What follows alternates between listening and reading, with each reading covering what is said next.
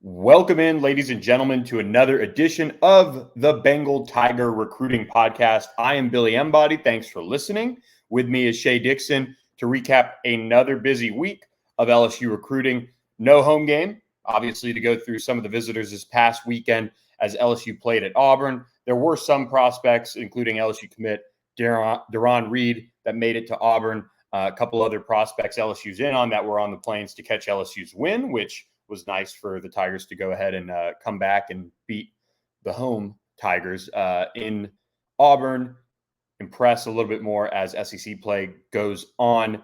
But Shea, we're going to kind of keep it in the now, in the present, which is now a top 25 matchup in Baton Rouge, LSU, Tennessee, but it's at 11 a.m. This is a weekend that we had circled for a while as being a big visit weekend, multiple official visitors.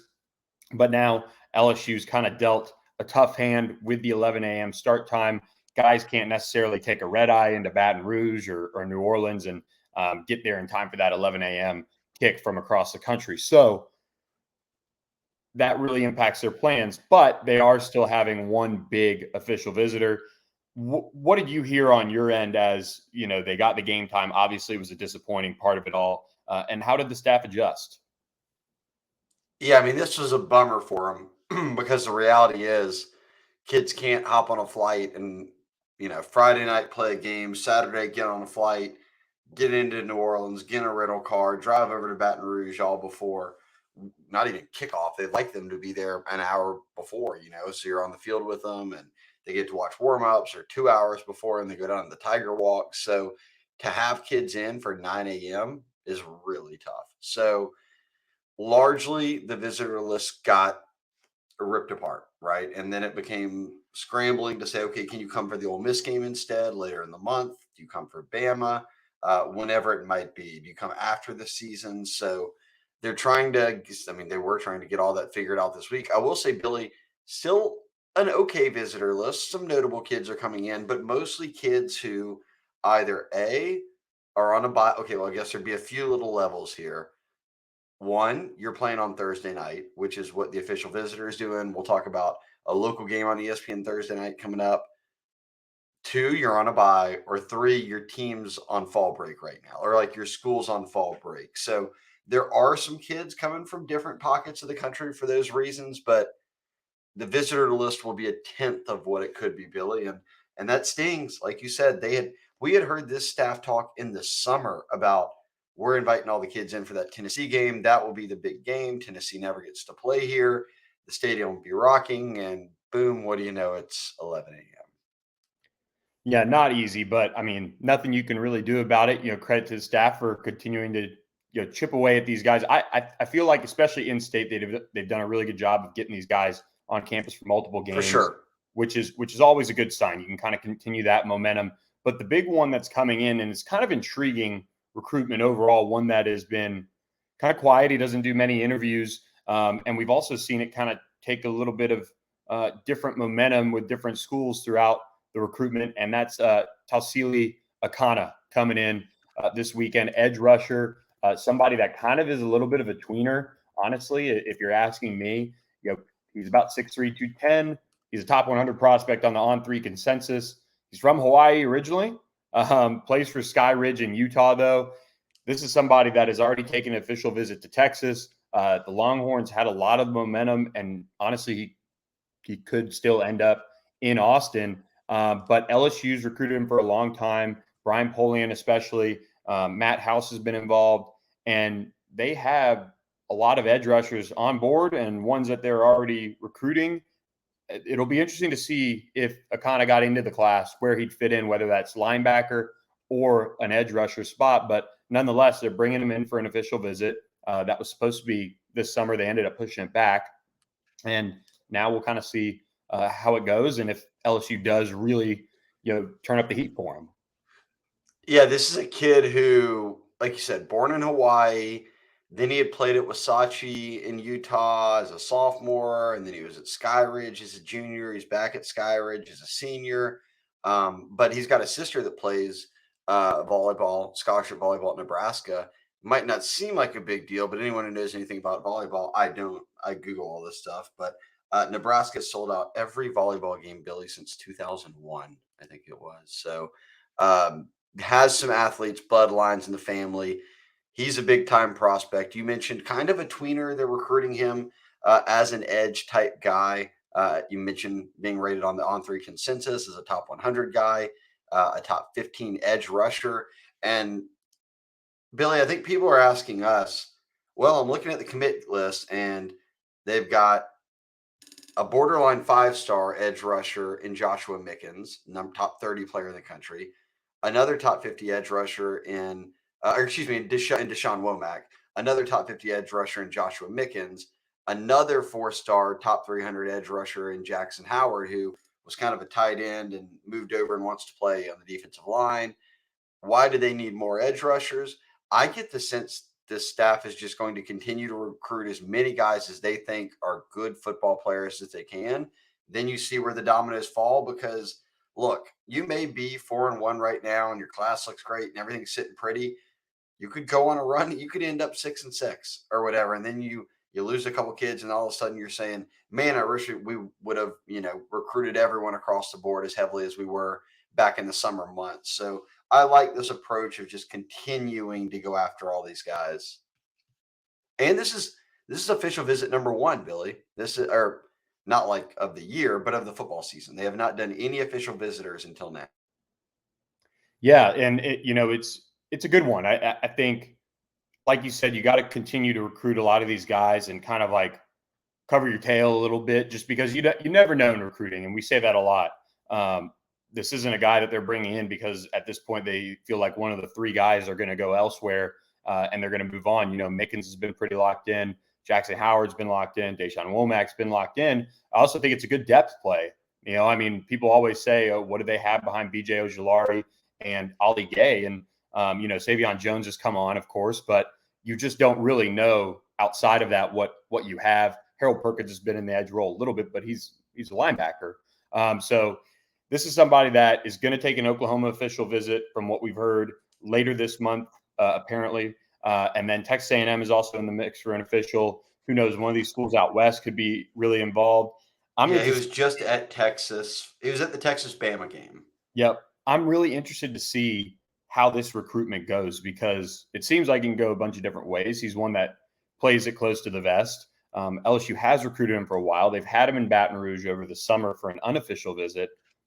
Now they bring him in, see where it goes. And because you don't have a signing limit, you can just take him and see, obviously, if that, impacts one of your other edge, players. That's an unintended consequence. But all those guys are all really good. They've got to have confidence in themselves. They can just honestly stay. And, Akana's just the fourth in that mix. But, they're recruiting Nicholas Harbor. They are recruiting Sam and Pemba. It's going to be really interesting to see where it goes. If they were to get Akana, obviously those are guys you take no matter what. But then at that point, it's 5 edge rushers. It'd be kind of tough. Jaden Wayne's the guy they've still been after. I mean, there's a bunch of D linemen out there they're still after. But hey, more power to Jamar Cain. Just keep recruiting them. It doesn't matter. See what happens. So I like the approach. And again, this is the kind of guy I would have on an official visit during the season.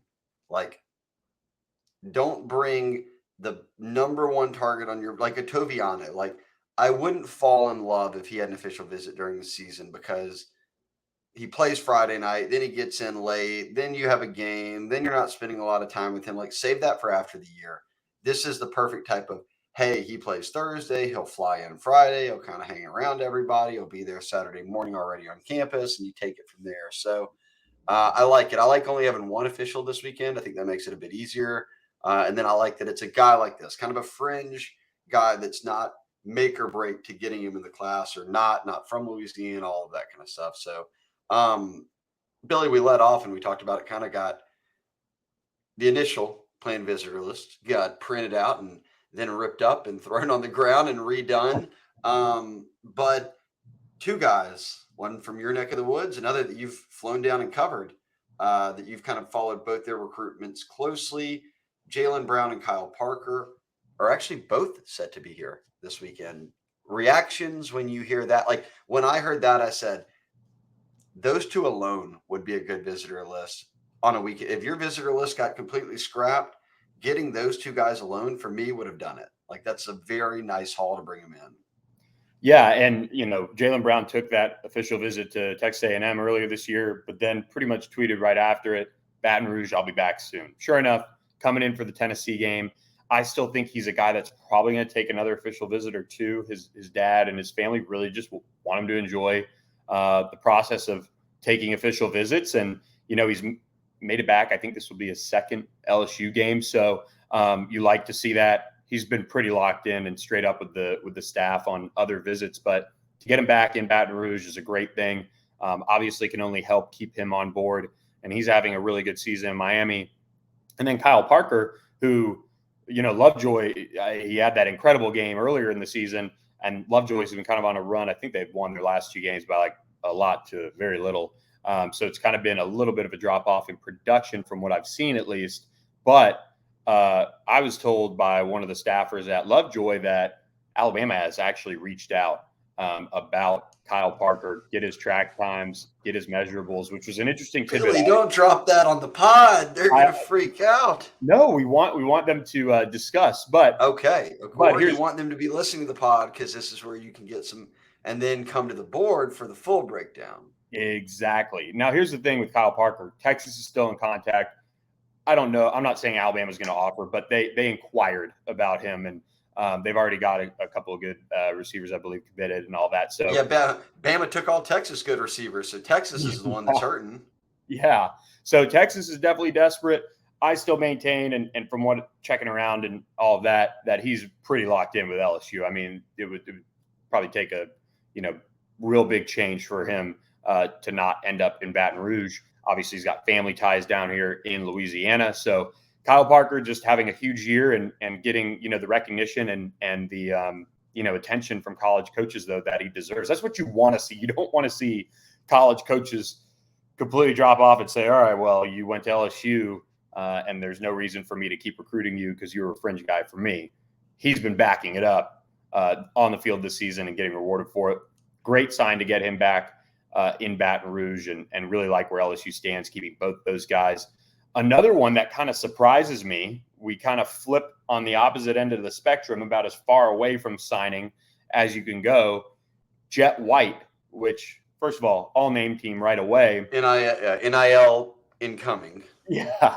2025 USC commit, who actually committed to SC over a year ago in September. So September 2021. Before his freshman year even started. Yeah. So West Coast guy from Orange, California, a top 50 prospect on the On3 consensus, picked up an LSU offer, I believe last week, maybe a week and a half ago. It was last week, yeah. And he's really tight with Dalen Austin, LSU's four-star defensive back commit. They train together. Jet told us that he considers Dalen a mentor to him. So not sure if Dalen's going to end up making it. I think he might have had his plans impacted, but big news for Jet White to come to town right after getting an offer. That's the type of stuff you want to see. And obviously his recruitment's a ways out, but good to get him on campus. Yeah, we'll give you one more here. It's not a deep list, and it'll grow as the week goes on, but we do have some confirmed names in already. Another from a future class, not too far away, though, 2024. So current junior in high school and not from too far away. Juwan Johnson over at LCA. He's been playing quarterback for them. They put their best athlete there, but we both saw him at summer camp, Billy, and thought he looked really good. He worked with the defensive backs. He worked with guys, Dalen Austin, all those guys were there actually at the same time. And I thought that he looked really, really strong. He's got an offer. Bama's offered. A&M's offered. Georgia's offered. Mickey Joseph at Nebraska offered over the summer. So he had a busy stretch. And I know LSU's, it may sound like a given. Oh, he's from 30 minutes away. He can come whenever. Like LSU's pretty excited to get him to campus because they want to chip away early here, knowing what the competition is that I just laid out of the number of schools that are going to be on Juwan coming out of LCA. Again, only a junior, long way to go, but this is when you want to start stacking up those visits. Yeah, I like the move to get him in. He's got a green light to come whenever he wants. In my books, he was really, really quick, really laterally explosive in camp. Looks like a great option at nickel for LSU. So they're hoping to, get him on board. They only have one 2024 prospect from Louisiana committed. And actually, it's a good segue because that was beautiful, Billy. I went and saw Xavier Atkins. I went out to Jonesboro Hodge, watched them play Pineville on Thursday night last week. And Xavier Atkins really impressed me. I think his speed and acceleration, especially straight line, is really, really impressive. If you check out the highlights from the game on the Bengal Tiger YouTube, another plug to subscribe and check out the YouTube channel, you can really see that just a straight line guy. I mean, he could probably play a little bit of like an edge rusher role if need be, but he projects as an off the ball linebacker. He played defense, offense, special teams for Jonesboro Hodge, took a screen pass to the house to put the game on ice, had 2 big kick returns, and just kind of was all over the place, making plays throughout the night. I think, one thing I'd like to see is just if he only played defense, would that help him just a little bit in terms of consistency and tackling and things like that? I think laterally, he's going to continue to work on that and improve. Physically, he looks really, really good. You could tell he bulked up a little bit since I saw him at Under Armour Dallas in March. So a really impressive prospect, somebody that is just on the fringe of being a 4-star. I could see him creeping into that 4-star range. Overall, just really impressed with what I saw, and a kid who's definitely excited to be an LSU Tiger. I can tell you that much. He is he's all about it, and just a big building block, I think, in the class of 2024 in Louisiana. You want to start stacking up these Louisiana guys early. I'm telling you, that's the goal for this staff, so you don't find yourself. And they were obviously new, but working from behind like they had to with the 2023 class. You want to go ahead and start getting ahead. Was it Southern Classic Chicken? I can't remember. Where did everyone have you going up in Jonesboro? Yeah, Southern Classic Chicken. It was fantastic. Great post. And you were up against the clock. They were posting in the live thread, Billy, leave the game to get there before it closes. We don't care about what this future LSU prospect looks like. Go over and get you some chicken.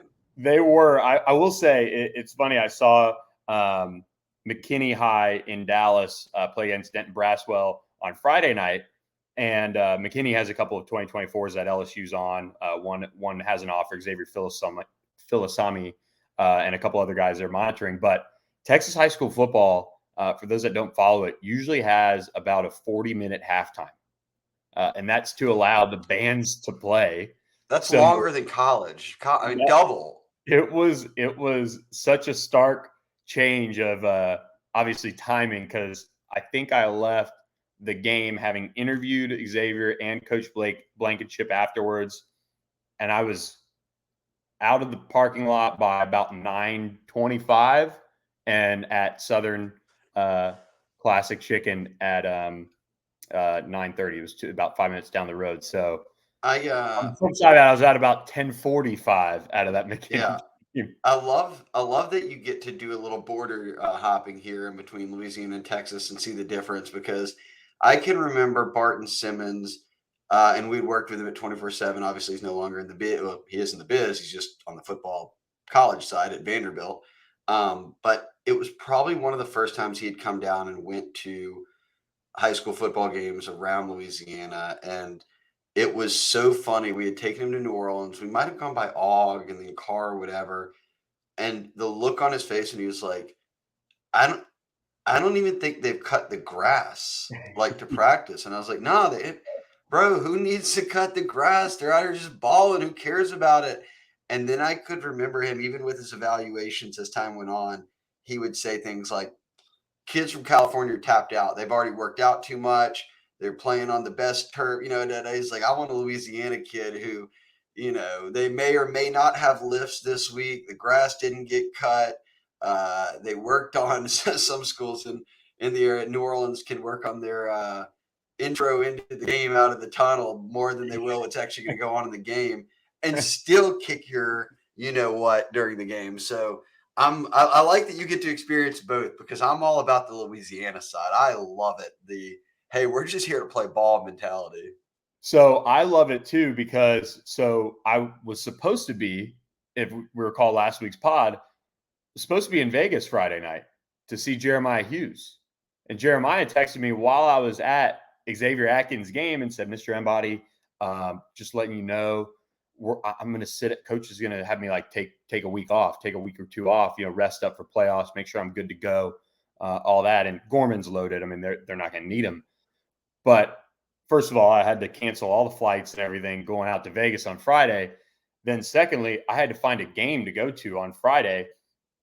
Normally, I would have gone to a Louisiana game in North Louisiana or something because you don't need press passes. Like you don't at all. Walk right out. Walk Not right a big deal. out. We've got a nice media badge from On3, and you just roll right in. And I will say the differences between the game. I mean, Jonesboro, right in the basically the middle of Louisiana, had the field that kind of had the slope off to the edge to let the rain run off. That's called nice irrigation. Yep. Go ahead.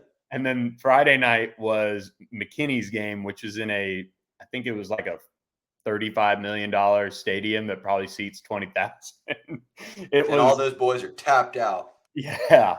I will say McKinney's staff is doing a great job there. They've really been on the rise. But enough of that. One game that will get a ton of attention on a national level is Thursday night, ESPNU, 7 p.m. Central. LSU quarterback commit Ricky Collins going to lead that Woodlawn team against Zachary, Kylan Jackson. I think Eli Holstein's still hurt. Ashley Williams. We'll have guys there. Big deal in Baton Rouge.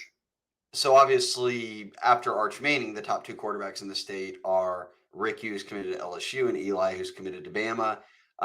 Eli had an injury to his non-throwing shoulder, is supposed to be out about a month.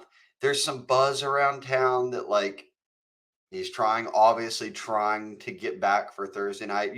You'd love to see him get back so you could see a game that featured Baton Rouge's two best quarterbacks that are both going to SEC schools, one being LSU, one being Bama, and it's on ESPN. That's headline material. So wishing the best for Eli on that front. I'd love to see him be able to get out there. But regardless, Zachary's a great team. Tough challenge for Woodlawn. But gives you a chance to be on national TV. That's great for everybody in Baton Rouge for both those programs. So, we'll have Peter out there, as you mentioned, router coast from the site. It'll be a good game. What did you say? Is it on ESPN2 or news or? It's on the U. Is that how I do that? The U. All about the U is all. Okay, ESPNU. ESPNU. 6 o'clock, and it's Thursday. You said that, but reminder, Thursday. So Thursday, 7 Central. It's that rare, college football gets that 6 p.m. Central kick, but I think the high school on Thursday night on ESPNU gets the straight 7 o'clock Central kick. At least what I Googled on, I think it was WFA. They got a better draw than LSU Tennessee. I know. LSU Tennessee should have just said, you know what, let's go short here. Let's throw it on the U at 7 o'clock. It would have been the most. Zachary and Woodlawn, you're off. We're on. We're playing on ESPN on Thursday night. Most viewers ESPNU's had in a decade, but except on signing day.